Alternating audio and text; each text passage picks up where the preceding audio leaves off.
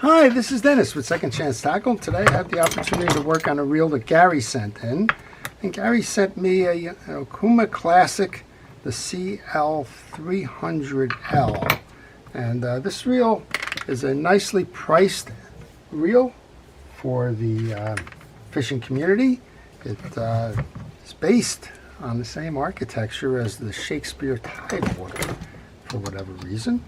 And this one is one of those, if the reels could talk, there is severe UV damage to this reel. So UV damage usually is when this thing is sitting in a rod holder, maybe not used even, just kind of out there.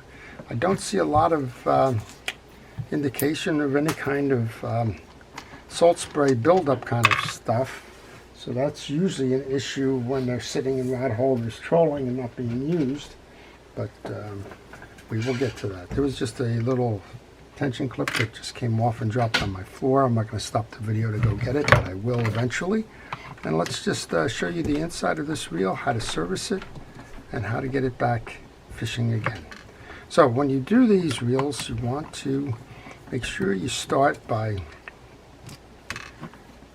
removing the exterior parts. I did that by taking off the handle and the star adjuster.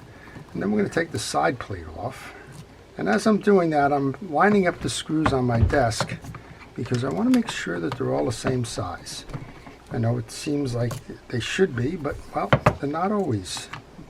And with this reel, it's quite possible it is.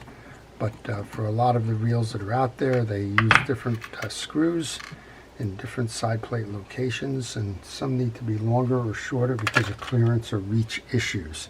So just make a note of that as you work on your reels. Make a note also on this reel as you take it off. Maybe take some pictures, because those pictures are going to help you identify the location and orientation of the pieces. And if you get stuck on the reinstall of this, well, that'll help you to relocate. Here's your inside look. We're going to take the spool out first. There's just a bushing in the back. There's no burring, but there is a little bit of old grease on this bushing. So I want to make sure that I get that out. And this is an interesting reel. As I said, I would call it on the entry level. Bushing, the drive for the level wind, and just working that over the side so we can service that. They're plastic. I like to just put a drip of oil on there. I'll put a little bit of grease on the back end of the spool for that. But before we get into the main body, we're going to go service the line guide and pawl.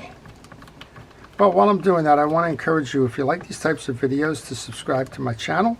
And if you do subscribe to my channel, please hit that notification button. That'll help you to see when I'm posting, and you can make a determination as to whether you want to go see that or not. Well, that pawl was a little hard getting out there. You want to remove that pawl because you want to check the shoulders of the pawl and the points on the pawl and make sure that they're right. This shoulder is very loaded with dirt, which means that it's not getting the right bite into the worm gear. And if it doesn't get it all around, it's going to start turning hard. It's going to be hard to complete the cycle. And then we'll just put that pawl right back in there. And we're going to have to rotate this a little bit. And one way to do that is to just put the cap on it. After you've oiled it, you saw me put a drop of oil in there. Almost tighten it up, and then come underneath here, grab the big reel, start turning, and this guide will start to move a little bit, and that's when you know that you've got the right intersection with the points in the worm. Oh, we're not quite there yet. There we go. I think we're there now. All right, and we're just going to tighten that down. We're going to continue to tighten it down. It may still be a little bit off. Now it's getting better. That's what you want to do. You don't want to just jam this down only to find out that your worm gear isn't turning. There's some old greases on that worm gear, so I'm going to flood that with some penetrating oil. I'm going to grab a paper towel.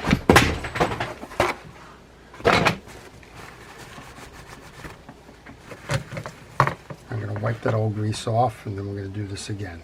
All right, nice smooth operating line guide. That's all we need to do there.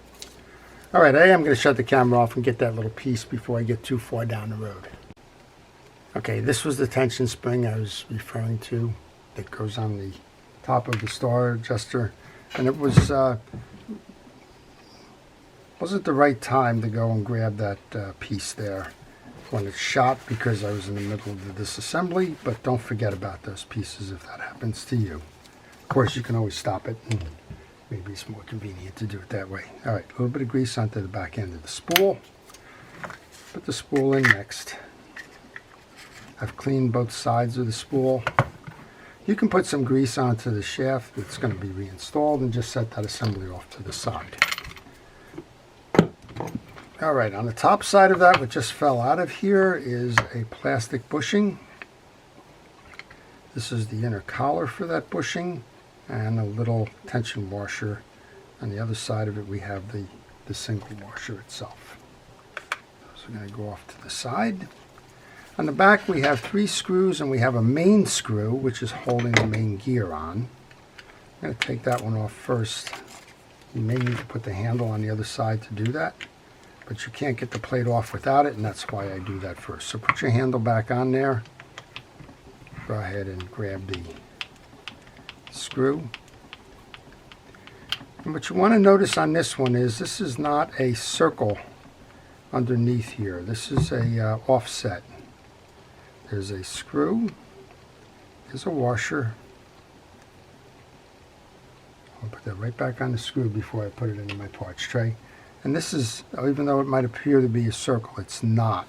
And when you take that off, you will have a hard time reinstalling that if you don't understand that's the case. There's 3 screws here. This is a good time to take a picture before you remove this plate. This is kind of easy orientation wise because you have 2 screws to the one side. All 3 screws are the same. But what you're going to find when you open this up is the orientation for the anti-reverse. Notice where the spring is on the anti-reverse. It goes on a collar here. Notice that the dog is kind of coming down in the shape of a right angle, and it installs to the top of this main gear. We're going to take the jack off next. If you're working on this reel and you've got it in pieces and parts and you're wondering where some of the parts are going, and that's why this is you're viewing this video, then I will show you once we take this jack out where your trip lever screw is. Your trip lever screw is mounted in the shape of a V. It goes under the eccentric here. You'll see that there's a hook up on this side. Looks like the letter V, and fits into a little hole in the case on this side. Alright, we can remove the yoke and pinion gear. Underneath that, there's going to be 2 springs, one over each post. One of those springs came out when I took the yoke off. That's the other spring. Your yoke and pinion gear. Now this one, most of the time, you don't need to remove that. It's going to get in the way of the main gear, so I'll just see if I can put it off to the side like that. There, again, if it comes detached, there's 2 things that are going on here. One of them is the dog, and the other one is there's a stud that's that brass piece that goes through the dog. I'm just going to leave that off to the side. We're going to push the whole main gear assembly through the back of the case. Make sure that the case is clean. This one is, but just for an example. I'm just going to put a little bit of grease into the back end of the bushing there where that's the spool shaft is going to sit, and that'll help with that. Alright, we just are doing what the basic service requires. That is to clean the reel, inspect the pieces and parts, get rid of the old greases and oils, and restore with fresh greases and oil. So we've just taken the first step there. We've cleaned and greased the yoke. We're checking the teeth on the pinion gear as we put that back together. That's going to be followed by the 2 springs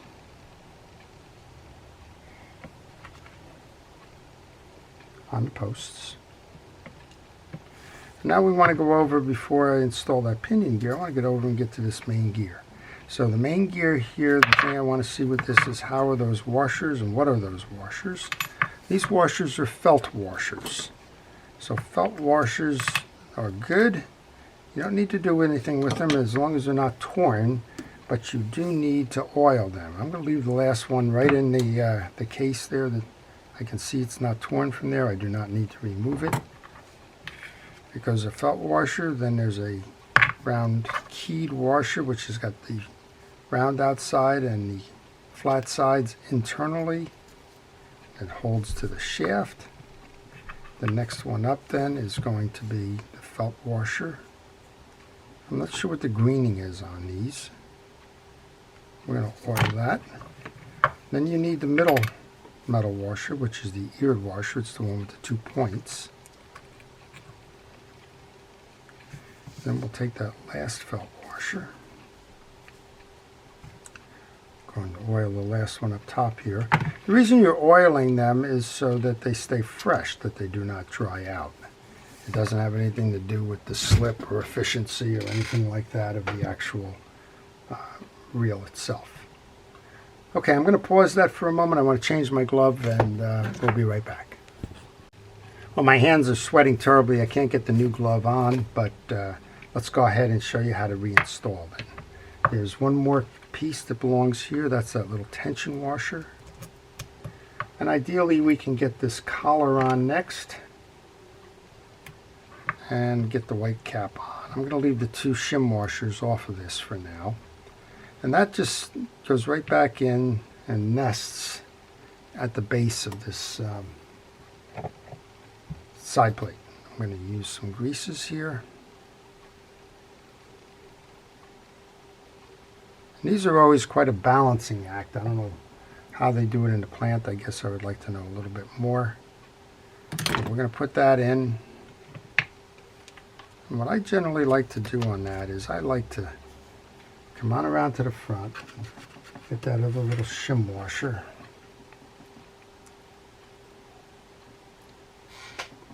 and get the star adjuster. That way it's going to hold it. And I don't think you tighten it down all the way at this point, but you do need to have a little bit of play in here for the back plate to go on.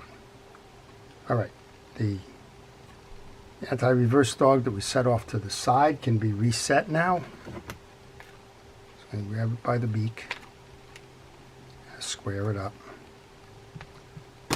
I had too much stuff on the old glove, and that impedes my ability to grip these pieces and set them. Alright, so we're in with that. And again, the problem with this one is going to be that this thing's going to bounce up and down until you kind of get this right. And again, I'd like to know how they do that in the plant. But I'm not in the plant, I'm here, and we're going to just take care of business this way. Next up, you want to take your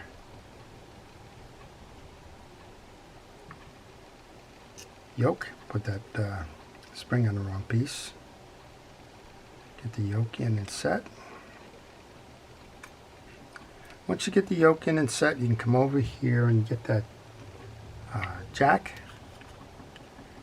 You want to set the jack over the top of the yoke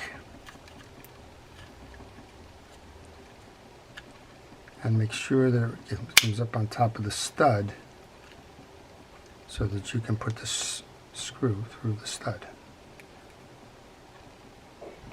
Again, another one of those little screws that I tend to have issues with. Well, if you have any questions on this reel or any reel in particular, if you want to leave them in the comments section, I will try to answer them for you. And this one's just going to be stubborn. Me and little screws don't get along. We don't play well together. Alright, well, we got that. One thing at a time, I guess. I noticed that the anti-reverse dog popped out when I put some pressure on the other piece. Alright, just have patience. Some of these things require a little bit more patience than others, and if you try to force anything, generally you're going to get in trouble with that. So just take your time, have a little patience, have a sense of humor. It's not always going to go according to plan. Once everything has got that proper orientation, take the plate, make sure that it seats with that, and come on back now, and you want to load so that you hear a nice snap in all of them. I took this one out first. This is actually going to be the first one I put back in. I want to hold that assembly properly now before I put the rest of it back in. So this is a case where the first was last is not the case. I want to make sure that I get that in as soon as I can. Lessons learned from the past. And we got the 3 flathead screws.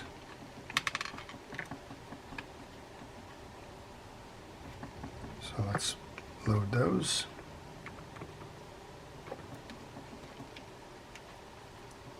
Doesn't matter which side you put them on, just hold the plate firm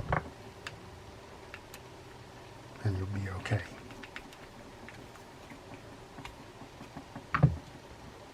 So this one takes a little bit of getting used to. Again, if you have a Tidewater 30L series reel, it's going to be the same basic setup. Even though they're competitors, I assume they're using the same contract manufacturer plant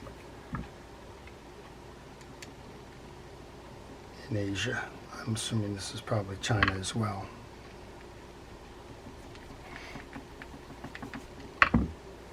Very popular reel. It's priced right.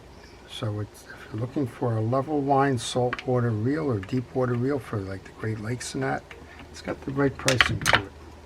Alright, spin it, turning nice and easily. Make sure your free spool moves in and out. Time for reassembly then. We've already greased the stud. Let's go ahead and put the side plate on. Line up your cover holes.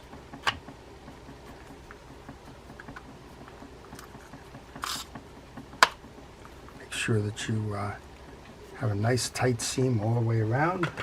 We noticed that those 5 screws from here go all around. Doesn't matter which side they go in. Here's where I do like to rotate the sequence that I install in order to keep equal pressure on the reel. So we did one on the top. I'm coming to the bottom next. I'm going to go to the bottom on the other side.